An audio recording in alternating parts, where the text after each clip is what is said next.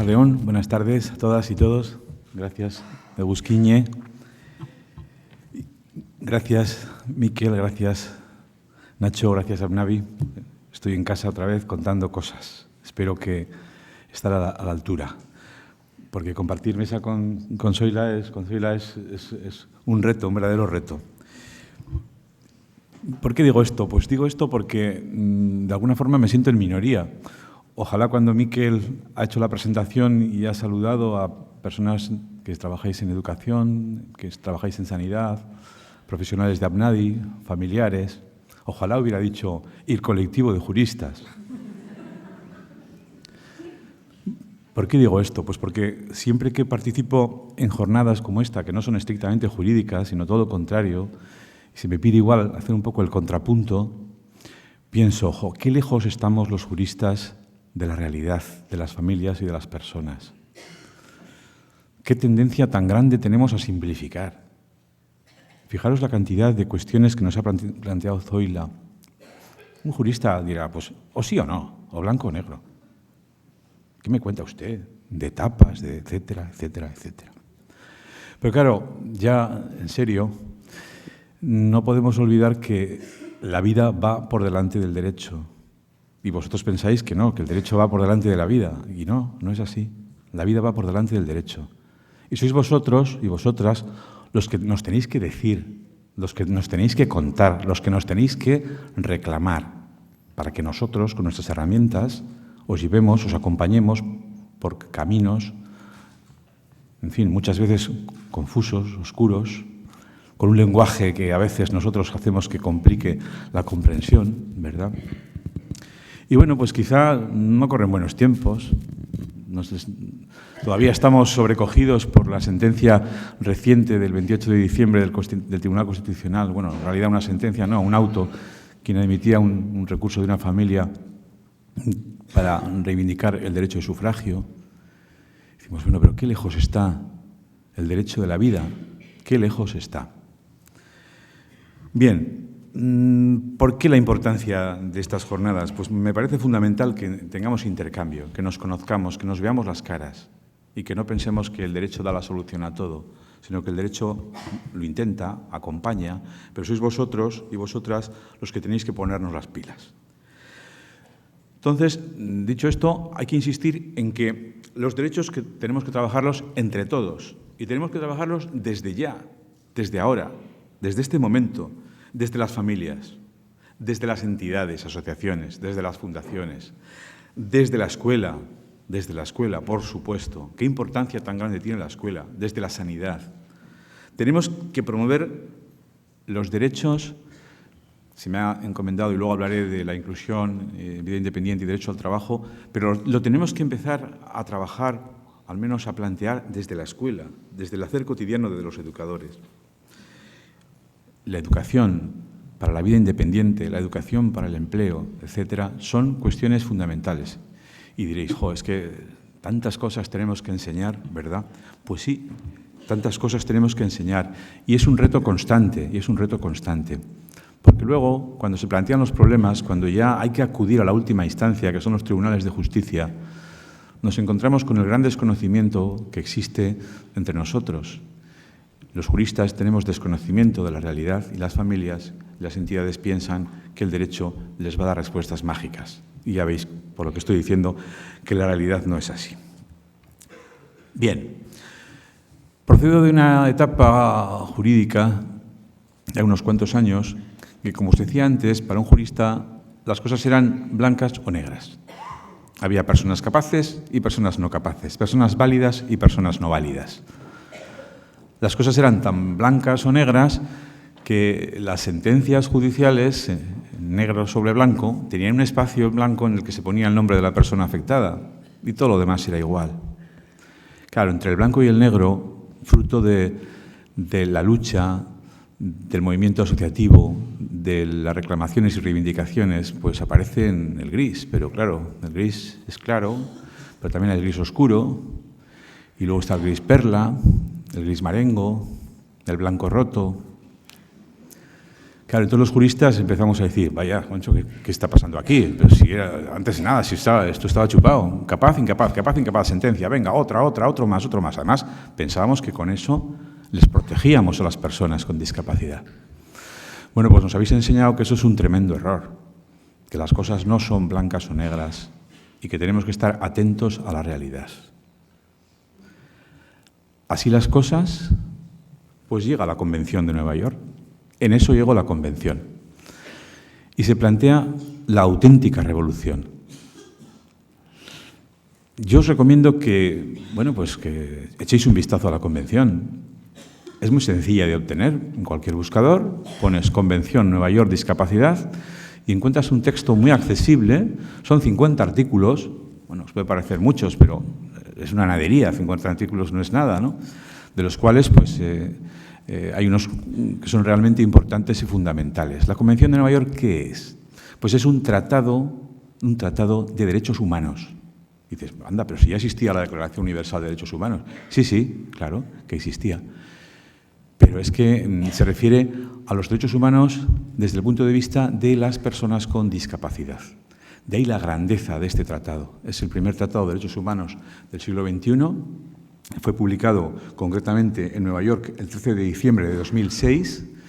Está en vigor desde el 3 de mayo del 2008, publicado en el Boletín Oficial del Estado de 21 de abril del 2008.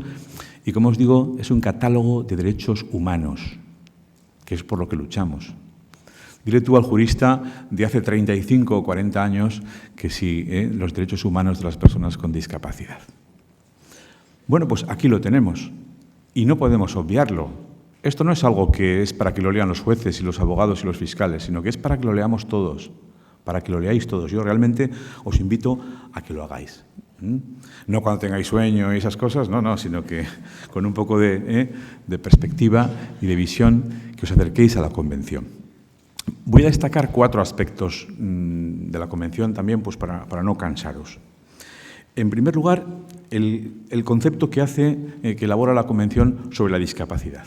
En segundo lugar, voy a citar 3 artículos. El artículo 12, que habla del igual reconocimiento como personas ante la ley para todos los ciudadanos. Luego hablaré del artículo 19, que es el derecho a vivir de forma independiente. Y, por último, hablaré un poquito del artículo 27 sobre trabajo y empleo. Bien. ¿Qué es la discapacidad según la Convención? Pues 2 ideas, la idea de evolución y la idea de interacción. Evolución e interacción. Una persona no tiene discapacidad en sí misma, como tradicionalmente muchos, sobre todo los juristas, hemos creído, sino que la Convención da un paso muy importante y dice que la discapacidad, digo literalmente, es un concepto que evoluciona. Es un concepto que evoluciona y que resulta de la interacción entre las personas con deficiencias y las barreras debidas a la actitud y al entorno. La actitud y el entorno. ¿Qué importancia tiene el entorno? Que evitan su participación plena y efectiva en la sociedad en igualdad de condiciones con las demás. Creo que esta es una clave muy importante, de considerar a la persona con discapacidad en sí misma, por supuesto que sí, pero en relación con el entorno. Claro, tener en cuenta que esto es una convención que tiene carácter mundial. No es lo mismo tener una discapacidad en un país desarrollado o avanzado, como puede ser cualquier país de la Europa Occidental, con personas con discapacidad en el África subsahariana, ¿verdad?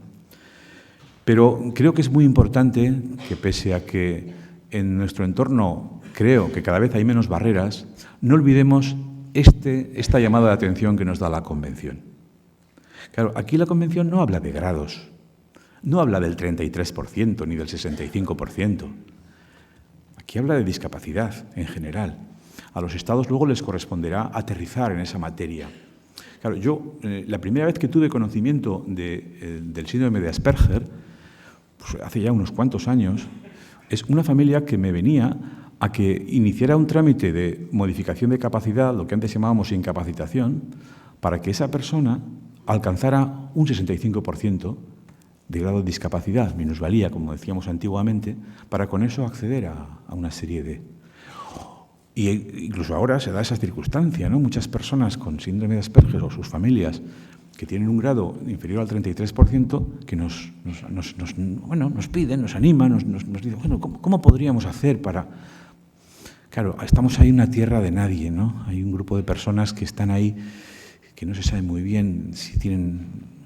Tenemos que pelear, ese 33, o ese 32, o ese 31, o ese 30, o como dice la Convención, la discapacidad existe en tanto en cuanto hay un entorno que dificulta a la persona desarrollarse en igualdad de condiciones que los demás.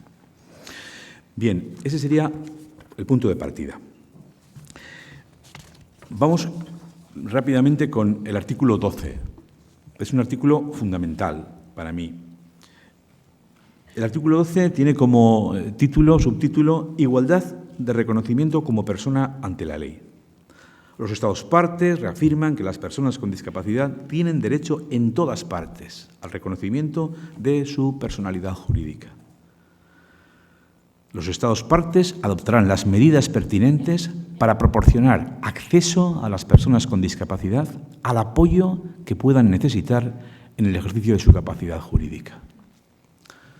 Esto, dicho así, de manera abstracta, puede sonar un poco filosófico, pero es que es la clave de toda la Convención. Ya no hay personas capaces o incapaces a nivel jurídico. Todas las personas tienen la misma capacidad jurídica. Lo que pasa es que habrá que integrar esa capacidad jurídica con apoyos, los apoyos que sean. Este artículo es clave y añade, insiste y dice muchas cosas y nos da pie, nos da clave, nos da pistas para el tema de la vida independiente. Fijaros lo que dice. Los Estados partes tomarán todas las medidas que sean pertinentes y efectivas para garantizar el derecho de las personas con discapacidad, en igualdad de condiciones con los demás, a ser propietarios, a heredar bienes, a controlar sus propios asuntos económicos, a tener acceso en igualdad de condiciones a préstamos bancarios, bueno, bien asesorados, hipotecas, otras modalidades de crédito financiero, y velarán porque las personas con discapacidad no sean privadas de sus bienes de manera arbitraria. Me diréis, pero ¿hacía falta decir esto? Claro que hacía falta decir esto. Por supuesto que hacía falta decirlo.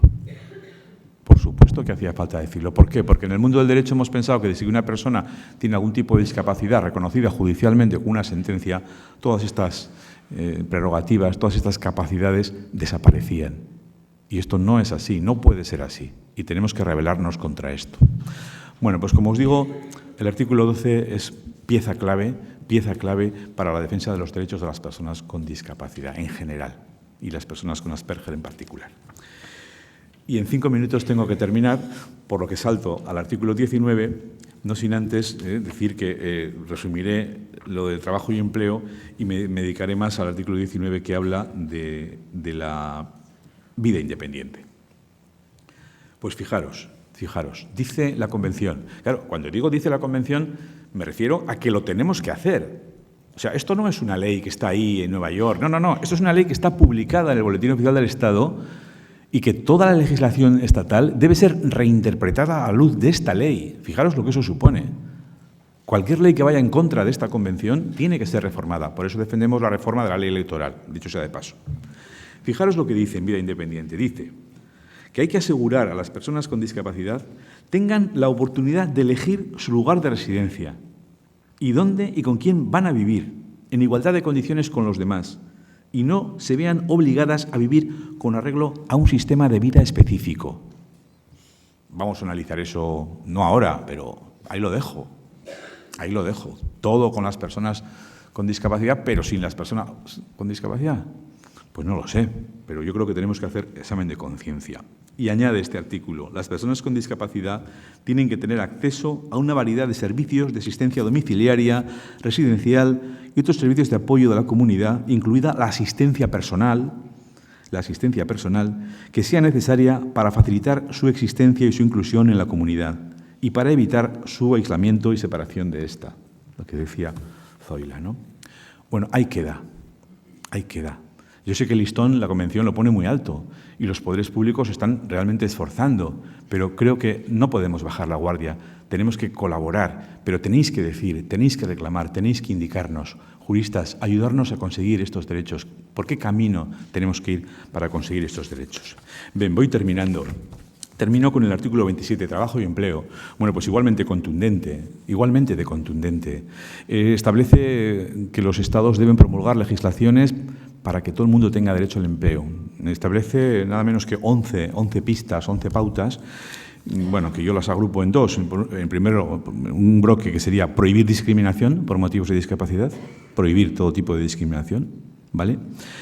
Habla de proteger derechos de personas con discapacidad en igualdad de condiciones con los demás, condiciones de trabajo justas, favorables, asegurar que las personas con discapacidad puedan ejercer sus derechos laborales, sindicales, etcétera, etcétera, etcétera. Eso en cuanto a la prohibición de la discriminación. Y, por otro lado, pues la potenciación de la integración laboral, que sería una serie de medidas que algunas sí las estamos viendo, pero que no hay que bajar la guardia. Permitir que las personas con discapacidad tengan acceso efectivo a programas de orientación técnica vocacional, servicios de colocación, promover oportunidades empresariales de empleo por cuenta propia. Por cierto, ¿dónde está el autoempleo de las personas con discapacidad? Creo que ahí tenemos que profundizar. No esperar solo a que nos vengan con un empleo, tal, sino que creo que tenemos que avanzar mucho en el tema del autoempleo. Y me consta que la Diputación, en este sentido, genera importantes apoyos económicos para la generación de autoempleo. ¿Por qué no las personas con discapacidad? ¿Por qué no las personas con Asperger? En fin, el 5% en nuestra legislación en cuanto a empleo en el sector público, el 2% en el sector privado en empresas de más de 50 trabajadores, etcétera, etcétera, etcétera, etcétera. Bueno, termino, de verdad que termino. Termino diciendo, pues recordando lo que decía Maureen Pigot, la presidenta de Inclusion Europe, a la que tuvimos ocasión de escuchar en noviembre, en la jornada sobre discapacidad e independencia, decía: las asociaciones continúan logrando que las cosas pasen, pero no es lo mismo plantear soluciones que proveerlas. Por eso necesitamos leyes que definan los apoyos para que estos evolucionen. Las responsabilidades están repartidas entre educación, sanidad, etcétera, y hay que ponerlas en común con políticas que se definan a través de todas las necesidades. Bueno, pues en esta tarea estáis, en esta tarea estamos todos, y bueno, pues ya con esto quedo a vuestra disposición para el coloquio. Muchas gracias.